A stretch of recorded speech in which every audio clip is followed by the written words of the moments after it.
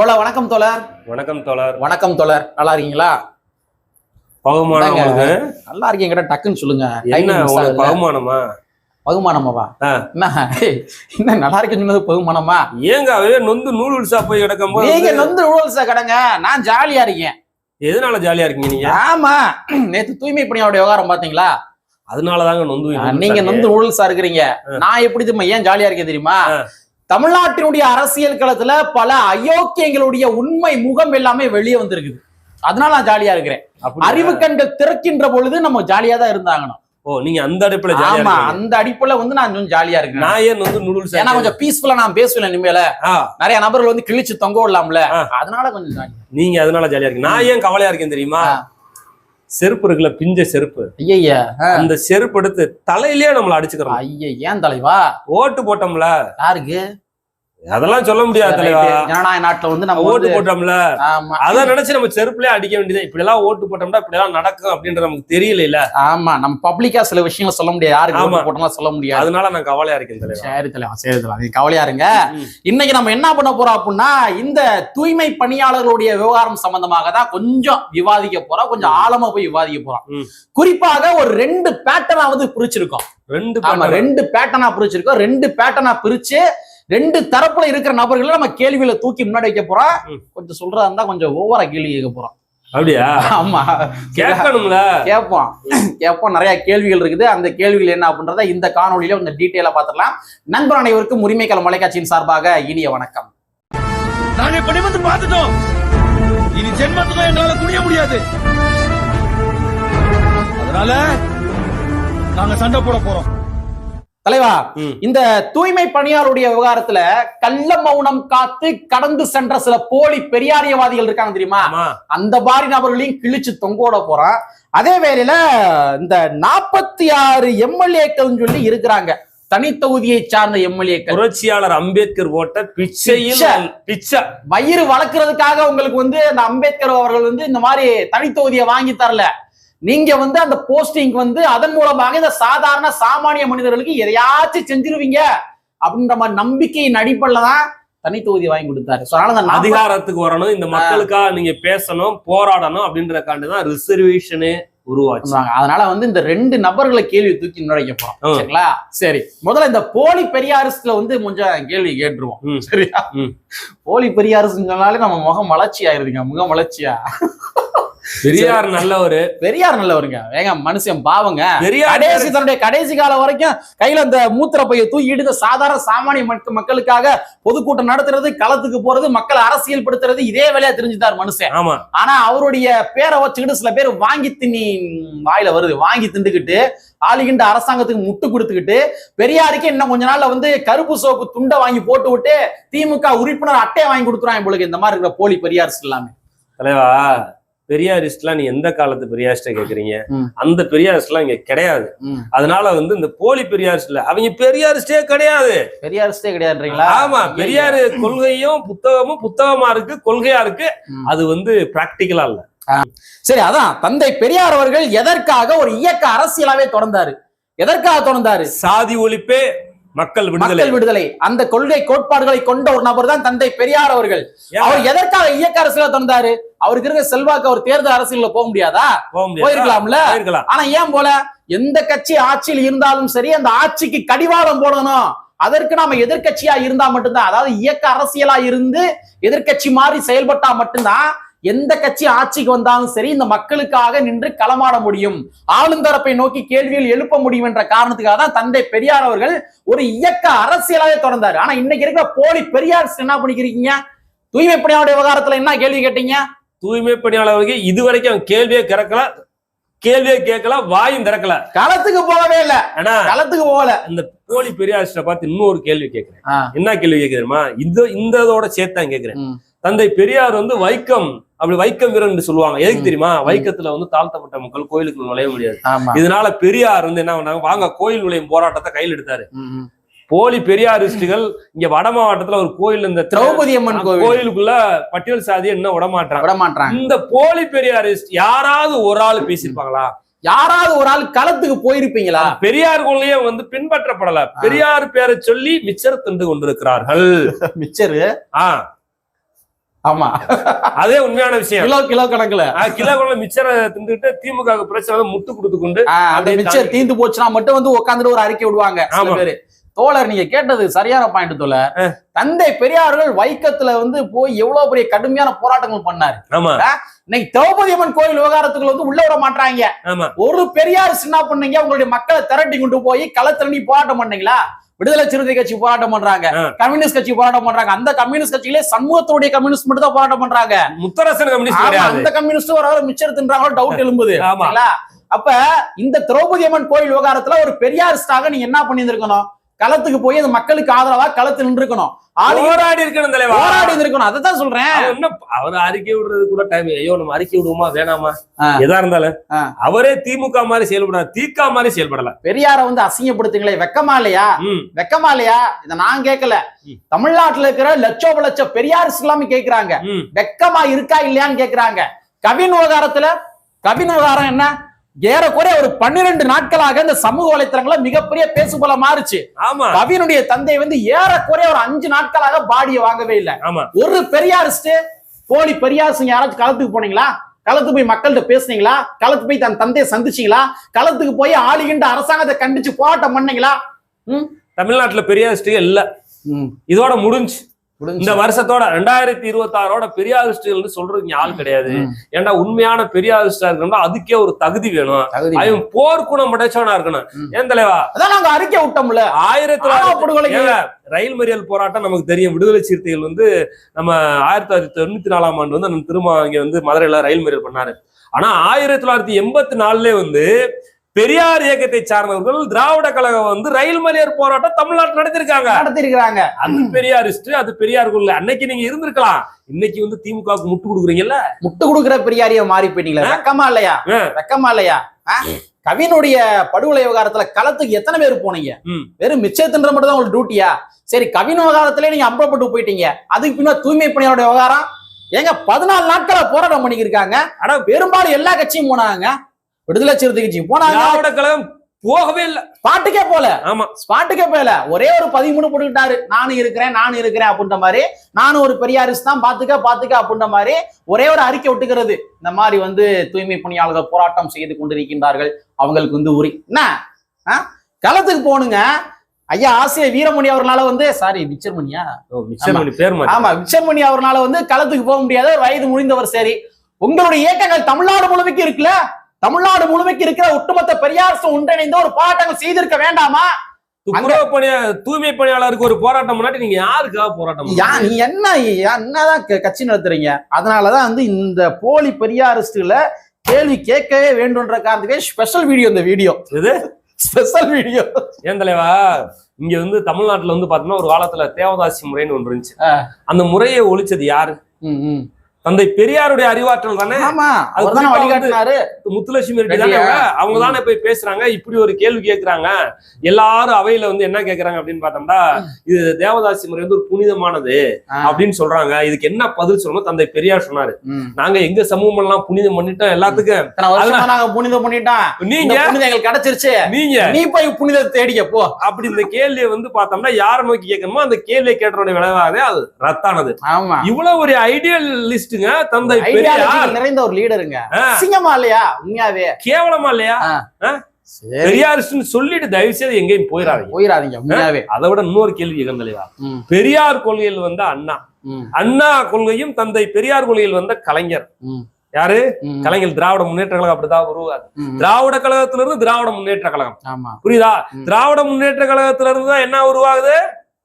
அனைத்து India Anna Dravida Munnetra Kazhagam. Okay right, 2 முடிஞ்சு வச்சா. இப்ப இதுல என்ன ஆகுது அப்படின்னு பார்த்தோம்னா, இப்ப தளபதி ஸ்டாலின் யாரு? தலைவர் கலைஞர், தந்தை பெரியார், அறிஞர் அண்ணா, இந்த கொள்கை அடிப்படையில் வந்த திராவிட முன்னேற்ற கழகம். நீங்க யாருக்காக இருக்கிறீங்க? இந்த கொள்கையின் அடிப்படையில் வந்த திராவிட முன்னேற்ற கழகம் இன்னைக்கு கொள்கை தடுமாற்றங்கள் அடைந்து கொண்டிருக்கின்றதே. இது சாதி கூட்டமைப்பா மாறிக்கொண்டிருக்கின்றதே. யார் யாரெல்லாம் சாதி பின்புலத்தோட இருக்கிறாங்களோ, வா உள்ளவா கேட்டுக்குள்ளவா, இந்தா அங்க சால்வ வாங்கிக்க, திமுகவில் இணைந்தார், அப்படிதான் நடந்து இருக்கு. ஏங்க மைத்ரேயன் யாருங்க? அதிமுக மைத்ரேயன் ஒருத்தர் இருந்தாருங்க. அவர் வந்து பார்ப்பனருங்க. அவர் வந்து RSS கைக்கூலிங்க. சின்ன வயசுல இருந்து RSSல வந்து சாக்காலம் கலந்துகிட்டவரு, ஒரு அப்பட்டமான ஒரு RSS காரங்க. அவரை கூப்பிட்டு வச்சு ஒரு சால்வையை போட்டு போஸ்ட் கொடுத்துக்கிட்டு திமுகவில் இணைத்தார் மைத்ரேயன். அன்னைக்கு உடன்பரப்புகளும் ஃபயர் விட்டுக்கிறாங்க. இன்னும் நல்லா இருக்கு. இதெல்லாம் வந்து இந்த மாதிரி போலி பரிகாரம் தட்டி கேட்க வேண்டாமா? இதான் நம்முடைய கேள்விகள். ஆமா, ஒரு சாதி சங்கங்களுடைய கூட்டமைப்புகளாக திராவிட முன்னேற்ற கழகம் மாறிக்கொண்டிருக்கின்றதா? கொள்கை தடுமாற்றங்கள் அடைந்து கொண்டிருக்கின்றதா? தோழர் சொன்ன மாதிரி வந்து அண்ணா வழியில் வந்த திமுக, கலைஞர் வழியில் வந்த திமுக, பெரியார் வழியில் வந்த திமுக, மூணையும் கலந்து ஒரு கிளப்பா இன்னைக்கு ஸ்டாலின் அவர்கள் இருக்கிறார். அப்படின்னா அந்த கொள்கைக்கு ஏற்றவன் நடந்து கொள்ள வேண்டாமா? தூய்மை பணியாளர்களை பாதுகாக்கட்டு நீங்க யார பாதுகாக்க போறீங்க? ஆமா, சரி தலைவா, போதும் தலைவா, பாவம். நம்ம அடுத்து வந்து இன்னொரு சாப்டர் தலைவா. ஓகே, சரி. ஆமா, இன்னைக்கு தமிழ்நாட்டுல 234 தொகுதியில 46 தொகுதிகள், அந்த 46 தொகுதிகள் தனித்தொகுதிகள். ஒரு காலகட்டத்துல வந்து பட்டியல் சமுதாயத்தை சார்ந்தவர்கள் ஆட்சி அதிகாரத்திற்கு வர முடியாது, எம்எல்ஏக்கள் ஆக முடியாது, எம்பிகள் ஆக முடியாது, சனாதனத்தை வந்து காரணம் காட்டி அங்க உள்ளே விட மாட்டாங்க. ஆனா இது எல்லாமே மினிமம் கேரண்டி ப்ரோக்ராம் மாதிரி இருக்குன்ற காரணத்துக்காக காந்தி கூட சண்டை போட்டு, அங்கிட்டு சண்டை போட்டு, இங்கிட்டு சண்டை போட்டு என்ன பண்ணாரு? புரட்சியாளர் அம்பேத்கர் அவர்கள் தனி தொகுதியை வந்து கொண்டு வந்தாரு. மினிமம் கேரண்டி ப்ரோக்ராம் மாதிரி இருக்குன்றக்காக நீ வந்து என்ன ஒடுக்க பார்த்தாலும் ஓரங்கட்ட பார்த்தாலும் என்னுடைய பிரதிநிதித்துவம் உள்ள இருந்தே ஆகணும்டா அப்படின்ற காரணத்துக்காகவே வந்து தனி தொகுதியை கொண்டு வந்தாரு. கேட்டு கொண்டு வரல தலைவா. ஆமா, இன்னைக்கு நீங்க சொம்படிக்கிறீங்க, 46 எம்எல்ஏக்கள் சொம்படிக்கிறீங்க தெரியுமா? அந்த திமுக கேட்டுட்டு அவங்க வந்து கொண்டு வரல. திமுக இந்தியாவை கேட்டே கொண்டு வரல. இந்தியால வாழக்கூடிய மக்களை கேட்டு வந்து அந்த உரிமையை பெறலாம். அதிமுக இந்தியால இருக்கக்கூடிய எந்த ஒரு அதிகாரத்துல வழிமுறைகளை கேட்டு அந்த உரிமையை பெறலாம். பிரிட்டிஷ் கவர்மெண்ட் வாங்கினார் புரட்சியாளர் அம்பேத்கர். பூனா ஆக்ட் ஒரு ஆக்ட் இருக்கு, பூனா ஒப்பந்தம் ஒரு ஒப்பந்தம் இருக்கு. அந்த ஒப்பந்தத்துல வந்து தனி தொகுதியில வந்து தலித்கள் மட்டும்தான் ஓட்டு போடக்கூடிய உரிமையை கொண்டு வந்தார் அம்பேத்கர். இதே தான் காந்தி போராடுறாரு. நாங்க எல்லாரும் ஓட்டு போடுறோம். முதல்ல வந்து தனி தொகுதியே கூடாதுன்னாரு காந்தி. அப்புறம் என்ன பண்ணாரு? இரட்டை வாக்குரிமை வேணாண்டாரு. இரட்டை முடியாது. அடுத்து வந்து தனி தொகுதியை கேட்டாரு. தனி தொகுதி தர முடியாது அப்படின்றாரு. அப்படி சண்டை போட்டுதான் வந்து புரட்சியாளர் அம்பேத்கர் அவர்கள் 46 எம்எல்ஏக்கள் இன்னைக்கு வந்து வாங்கி கொடுத்திருக்காருங்க தமிழ்நாட்டுல வந்து ரிசர்வேஷன் இருக்கு அப்படின்னு பார்த்தோம்னா பாப்புலேஷன் அடிப்படையில இந்தியா முழுவதும் இன்றைக்கு வந்து சட்டமன்றத்திலேயே நாடாளுமன்றத்திலே 100க்கும் மேற்பட்ட நாடாளுமன்ற உறுப்பினர் இருக்கிறாங்க. தமிழ்நாட்டுல 7 நாடாளுமன்ற உறுப்பினர் இருக்கிறாங்க. யாரு? ரிசர்வேஷன்ல 46 சட்டமன்ற உறுப்பினர் இருக்காங்க. இந்த 46 எம்எல்ஏக்கள் என்ன பண்றீங்க? இந்த 46 எம்எல்ஏவும் சரி, இந்த 7 நாடாளுமன்ற உறுப்பினர் விடுதலை சிறுத்தை கட்சியுடைய எம்எல்ஏ ஸ்பாட்டுக்கு போயிருக்காங்க. ஆமா, சிந்தனை சொல்லிருக்காங்க. மீத இருக்கிற 44 எம்எல்ஏக்கள் என்ன பண்றீங்க? உங்களுக்கு களை எடுக்கின்ற வேலையா அப்படின்ற மாதிரி பொதுமக்கள் பார்த்து கேட்டுக்கிருக்காங்க. உங்களுக்கு ஓட்டு போட்டு தேர்ந்தெடுத்தாங்க தெரியுமா? அந்த மக்கள் கேட்டுக்கிருக்காங்க. திமுக இருக்கிற எம்எல்ஏக்களையும் கேட்கிறாங்க, அதிமுக இருக்கிற எம்எல்ஏக்களை கேட்கிறாங்க. இதர பின்ன கட்சிகள் அங்கம் வகித்துக் கொண்டிருக்கின்ற இந்த பட்டியல் சமுதாயத்தை சார்ந்த எம்எல்ஏக்களை பார்த்து இன்னைக்கு இருக்கிற பொது சமுதாய மக்களும் சரி, தலித் மக்களும் சரி கேள்வி எழுத்தைக்கு முன்னாடி வச்சுக்கிருக்காங்க. தலைவா, அவங்களுக்காக ஒண்ணு சொல்லிக்கிறேன். அந்த 46 எம்எல்ஏ சேர்த்துதான் சொல்றேன். உங்களுக்கு வந்து கலைஞர் ஓட்ட பிச்சை கிடையாது, தளபதி ஸ்டாலின் ஓட்ட பிச்சை இல்ல, நீங்க சொல்ற மாதிரி எடப்பாடி ஓட்ட பிச்சை கிடையாது. தமிழ்நாட்டுடைய எம்எல்ஏ புரட்சியாளர் அம்பேத்கர் ஓட்ட பிச்சை. இதை என்னைக்கு இவன் உணர்கிறானா அப்பதான் சமூகத்துக்காக களத்துல வருவான். 46 எம்எல்ஏ வந்து ஒருத்தன் கூட போய் 46 10 நாளா 14 நாளா போராடுறாங்கல்ல, எவனாவது போயிருக்கானா? சிந்தனை செல்வன் அண்ணன் மட்டும் போனாரு. ஏன்னா அவர்தான் ஒரு கேள்வி தூக்கி முன் வச்சாரு. நீங்க வந்து யாருக்கு அர்ச்சகர்களாம் அரசூழியர் ஆகிற போது ஏன் தூய்மை பணியாளர் அரசூழியர் ஆகக்கூடாதா? இந்த கேள்வி தூக்கி வைக்கிறதுக்கே ஒரு துணிச்சல் வேணும். அதான் சிந்தனை செல்வன் தூக்கி வச்சாரு. மத்த எம்எல்ஏ வர எங்க புடுங்குற கவனிங்க? எங்க போனீங்க? ஏங்க எத்தனை இஷ்யூங்க தமிழ்நாட்டில் நடந்து இருக்கு பட்டியல் சமுதாய மக்களுக்கு? எத்தனை இஷ்யூ நடந்து இருக்குது? சிந்தனை செல்வனை தவிர, விடுதலை சிறுத்தை தவிர கம்யூனிஸ்ட் எம்எல்ஏ அந்த காலத்துல நின்றாங்க, போராடினாங்க. அவங்கள விட்டுருங்க, கம்யூனிஸ்ட விட்டுருங்க. யாரு? சண்முகம் கம்யூனிஸ்ட விட்டுருங்கன்னு. ஏன்னா அவங்க போராட்ட காலத்துக்கு போனாங்க, இன்னைக்கு கூட போராடி இருக்கிறாங்க, களத்திலே போராடிக்கிட்டு இருந்தாங்க. விடுதலை சிறுத்தைகளும் கம்யூனிஸ்டே விட்டுருங்க. சில அமைப்புகள் எல்லாம் போராடினாங்க. இந்த திமுக அதிமுகவுல இருக்க எம்எல்ஏ என்ன பண்றீங்க? மத்தவங்கள விட்டுருங்க. திமுக அதிமுக 40 விசுவாசம் இருக்கக்கூடாதுப்பா. நிஜமாவே சொல்றேன். இந்த அளவுக்கு திமுக இருக்கிற அதிமுக இருக்கிற எம்எல்ஏக்கள் இருக்காங்க இல்லையா, தனித்தொகுதி எம்எல்ஏக்கள், உங்களுக்கு இந்த அளவுக்கு விசுவாசம் இருக்க கூடாது. விசுவாசம் இருக்கலாம், அந்த விசுவாசம் யாருக்கு இருக்கணும் அப்படின்னா, யாரு மூலமாக மக்களுடைய பிரதிநிதியாக தேர்ந்தெடுக்கப்பட்டு நீங்க அனுப்பப்பட்டீங்களோ அந்த மக்கள்கிட்ட விசுவாசம் இருக்கணுங்க. அந்த மக்கள் விசுவாசம் இருக்கணும். களத்துக்கு போயிருக்கணுங்க. தூய்மை பணியாளர் பிரச்சனை பேசிக்கணுங்க. ஏங்க 5312 கோடி திராவிட முன்னேற்ற கழகத்தினுடைய அரசாங்கம் திருப்பி அனுப்பி இருக்கிறாங்க. ஒருத்தன் கூட கேட்கல தலைவா, ஒருத்தன் கூட கேட்கல. இவங்க எல்லாம் செருப்புல அடிக்கணும் தலைவா. இல்ல தலைவா, உண்மையத்தான் சொல்றேன். நீ எதுக்காக எம்எல்ஏ அங்க போன? நீங்க என்ன வேலை பாக்குறீங்க? ஒருத்தன் கூட கேட்டீங்களா? வாய் திறக்கிறீங்களா? அண்ணன் துரை ரவிக்குமார் வந்து அதை ஒரு அறிக்கை விட்டாரு. அதத்தாங்க 5312 கோடிய, அந்த 5312 கோடியை திருப்பி அனுப்புறீங்களே நீங்க. இங்க வந்து பட்டியல் சமுதாயத்தை சார்ந்தவர்கள் அனைத்து விடயங்களுமே தன்னிறைவு அடைந்து விட்டார்கள் அப்படின்ற மாதிரி அனுப்புனீங்களா? இன்னைக்கு நீங்க அருந்தேர் மக்களுடைய குடியிருப்பு பகுதியை போய் பாருங்க. அந்த பகுதி ஃபுல்லாமே வந்து கட்டமைப்புகள் இல்லாம இருக்குது. அடிப்படை கட்டமைப்பு இல்லாம இருக்குது. அரையர் சமுதாய மக்கள் வசிக்கின்ற பகுதியை பாருங்க, அந்த பகுதி அடிப்படை வசதி இல்லாம இருக்குது. இங்க தேவேந்திர வேளாண் சமுதாய மக்களுடைய குடியிருப்புகளும் கூட அடிப்படை வசதி இல்லாம இருக்குது. அப்ப அந்த 5312 கோடியை நீங்க அடிப்படை வசதிகளை மேம்படுத்தி தருவதற்காக பயன்படுத்திருக்கலாம்ல நீங்க. ஏங்க தமிழ்நாடு முழுவதும் பார்த்தோம்னா இங்க எங்கேயுமே வந்து சேரி பகுதி, தலித்து வாழக்கூடிய பகுதியில் வந்து இந்த சாக்கடை சரியா, பூரா சாக்கடை கூட சரியா பராமரிக்கலாம் கூடாங்க. குலா வசதி சரியா இருக்கா தமிழ்நாடு முழுவதும்? குடிக்கிற தண்ணி சரியா இருக்கா? எதுவுமே இல்ல. நீ போய் உள்ள போய் பாருங்க, தமிழ்நாடு முழுவதும் உள்ள பாருங்க, சேரியா தான் இருக்கு இன்ன வரைக்கும்.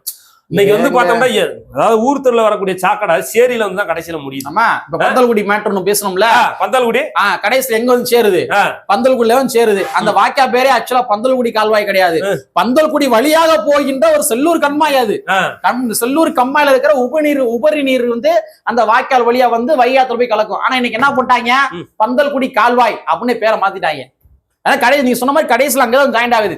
நான் என்ன கேட்கிறேன் அப்படின்னா, இந்த 5312 கோடி நீங்க திருப்பி அனுப்புனீங்களே, ஏன் எனக்கு பட்டியல் சமுதாய மக்களுடைய எஜுகேஷன் லோன் கிடையாதா? எஜுகேஷன் லோன் கிடையாதா? அந்த கடன் தள்ளுபடி பண்ணிக்கலாம்ல. இன்னொன்னு கேட்கிறேன், இந்த தூய்மை பணியாளருக்கே கொடுக்கலாம்ல? நீ அரசு நிரந்தரப்படுத்தி ஆமா, நீ ஏன் அனுப்புற? 5312 கோடியை திருப்பி அனுப்பிச்சீங்களா? தூய்மை பணியாளர் அரசு ஊழியராக்கு அவங்க வந்து அரசு நிரந்தரம் போய் அந்த பணத்தை சம்பளம் கூடிய ஓந்து காசை கொடுக்க வேணாமியா? இதுக்கு மேல நம்ம ஐடியா சொல்ல முடியுமா? ஆமா, இந்த மாதிரி எல்லாம் இருக்குது. இந்த 46 எம்எல்ஏக்கள் என்னைக்காச்சும் கேள்வியை தூக்கி முன்னாடி வச்சிருக்கீங்களா? வைக்க மாட்டாங்க தலைவா. என்னைக்காச்சும் வச்சிருக்கீங்களா? தலைவருங்க வைக்க மாட்டாங்க. அம்பேத்கர் பூனா உட்கார்ந்தப்ப சொல்லுவாரு, என்ன சொன்னா, காந்தி போராடிக்கிட்டே இருக்கிறாரு, தலித் மக்கள் தலித் மட்டும் தான் ஓட்டு போட்டு தேர்வு முடியாது அப்படின்னு சொல்லி போராடுறாரு. இரட்டை வாக்குரிமை கூடாதுன்னு போராடுறாரு. சரி, தனித்தொகுதி ஏத்துக்கிட்டாரு. கடைசியா உயிர் போற தருவாயில அம்பேத்கர் செத்தாலும் செத்துக்கிறாரு. என்ன பண்றாரு? சரி அப்படியாப்பான்னு ஒத்துக்கிறாரு. அந்த தனித்தொகுதியில எல்லாரும் ஓட்டு போடுவான். அப்ப எல்லாரும் ஓட்டு போட்டு ஒரு எம்எல்ஏ எம்பி உருவாக்கிடலாம் அப்படின்னு ஒருத்தர் வேற வழியில அம்பேத்கர் கையெழுத்து போடும்போது சொன்னாராம். என்ன சொன்னாருன்னா, இப்படி ஒரு நிலை வந்துச்சுன்னா, ஓ வீட்டுல யாரு பண்ண வேலை பார்ப்பானோ, ஓ வீட்டுல ஒரு அடிமை யாரு இருப்பானோ, அவன் தான் ஊராட்சி மன்ற தலைவர் வர முடியும், அவன் தான் சட்டமன்ற உறுப்பினர் வர முடியும், அவன் தான் நாடாளுமன்ற உறுப்பினர் வர முடியும். இவன் வந்து அடிமையா பண்ணை வேலையும் பார்க்க முடியும், இந்த மக்களுக்காக பிரதிநிதியா பேச முடியாது அப்படின்றத சொல்லிட்டு போட்டிருக்காரு. ஏன் அப்படின்னு பார்த்தோம்னா, தலித்கள் வாழக்கூடிய பகுதியில தலித்கள் மட்டும் ஓட்டு போட்டோம்னா ஒரு வீரனை தேர்ந்தெடுக்க முடியும். எல்லா பேருமே ஓட்டு போட்டோம்னா அடிமையை மட்டும்தான் அங்க தேர்வு பண்ண முடியும். அந்த நிலைமை தான் அம்பேத்கர் அன்னைக்கே சொன்னாரு. ஆனா அது 46 எம்எல்ஏக்கு நீங்க பொருந்துது. கரெக்டா பொருந்துது. சொன்ன மாதிரி எல்லா விடயங்களும் கேள்வி கேட்கணும். எல்லா விடையும் கேள்வி கேட்கணும். 46 எம்எல்ஏக்கள் இருக்கிறாங்க அப்படின்னா அவங்க வந்து மக்களுடைய பிரதிநிதி தானே. குறிப்பா வந்து பட்டியல் சமுதாய மக்களுடைய பிரதிநிதி தானே. எதையாச்சும் நீ பேசி போடுவியா? சட்டமன்றத்துல போய் எனக்கா பேசி போடுவியா? இந்த காரணம் தானங்க. ஒருத்தர் கூட வாய் திறக்க மாட்டேங்குது. எவ்வளவு வேங்கவேல் அட்ராசிட்டி நடக்குது, இங்க கவின்மேட் நடக்குது, நம்ம விடுதலை சிறுத்தைகள் கம்யூனிஸ்ட் பேசுறாங்க, அதை விட்டுரும் நான் சொல்லிட்டேன். மத்த எம்எல்ஏ எல்லாம் என்ன பண்றீங்க நீங்க? சுடுகாட்டுக்கு பாதை இல்ல. பட்டியல் சமுதாய மக்கள் பல இடங்கள்ல சுடுகாட்டுக்கு வந்து மேலவளவுல என்ன பாதை இல்ல. மேலவளவுல என்ன பாதை கிடையாது. சின்னகரப்பட்டியில பாதை இல்ல. மேலவளவுல வந்து செத்து போன அந்த முருகேசன் வந்து திமுக காரர். ஆமா, திமுக காரர். திமுக காரரும் பேசல, அதிமுக காரங்களும் பேசல. மேலவளவு சுடுகாட்டுக்கு பாதை வேணும்னு சொல்லி பேசவே இல்லை. இந்த மாதிரி பல பல விடயங்களை வந்து திராவிட முன்னேற்ற கழகமும் சரி, அதிமுகவும் சரி ரொம்ப வந்து தொய்வடைஞ்சு போயிருக்கிறாங்க. அதிமுக வந்து டோட்டலா வந்து கொள்கையை தடுமாற்றம் அடைஞ்சு போயிட்டாங்க. அதாவது அதிமுக வந்து அமித்ஷா கட்சியா மாறி போச்சு. ஆனா திமுக நாங்க சமூக நீதி கட்சின்னு சொல்லிக்கிறீங்களா? அப்ப நீங்க வந்து அந்த மக்களுக்கான விடயங்களை செய்யணும்ல. செய்யலன்னா நாங்க தொடர்ச்சியா கேள்வி கேட்டுதான் இருப்போம். தலைவா, ஏதாவது நீங்க கேள்வி கேட்டீங்கன்னா பிஜேபி உள்ள வந்துடும் தலைவா. ஏன் தலைவா? பிஜேபி நேரடி எதிர்ப்போங்க. எதிர்ப்போம், அது ஒன்றும் பிரச்சனை இல்ல. எதுக்கு எடுத்தாலும் பிஜேபி உள்ள வந்துடும். டாய், என்னடா பிஜேபி உள்ள வருதுங்க? மக்களுக்கான விஷயத்த செய்யுங்க. சரி, ரைட்டு. சோ இந்த மாதிரி நாங்க ஒரு ஸ்ட்ரக்சரா எழுதி வச்சிருந்தோம். இதெல்லாம் நம்ம மக்கள்கிட்ட கேட்கணும்னு நினைச்சு வச்சிருந்தோம். கோவம் வந்து அப்படி உச்சத்துக்கு போயிருச்சு. அதனால வச்சு கேட்டுருவோன்றதுக்காக கேட்டாச்சு. சோ தொடர்ச்சியாக யார் வாய்மூடி கிடந்தாலும் விடுதலை சிறுத்தைகள் கட்சி ஒருபோதும் வாய்மூடி கிடக்க மாட்டார்கள் அப்படின்ற மாதிரி அண்ணன் திருமாவளவர்களும் சொல்லியிருக்காரு. அதே மாதிரிதான் நம்மளுடைய ஊடகமே, யார் வாய்மூடி கிடந்தாலும் உரிமை களம் ஒருபோதும் வாய்மூடி கிடக்க மாட்டோம். இந்த எளிய மக்களுக்கான பிரச்சனையை தொடர்ச்சியாக பேசிக்கொண்டே இருப்போம் என்பதை கூறிக்கொண்டு, கற்பி ஒன்று சேர் புரட்சி செய்கின்ற புரட்சியாளர் அம்பேத்கருடைய வரியை கூறிக்கொண்டு நிறைவு செய்கின்றோம். நன்றி, வணக்கம்.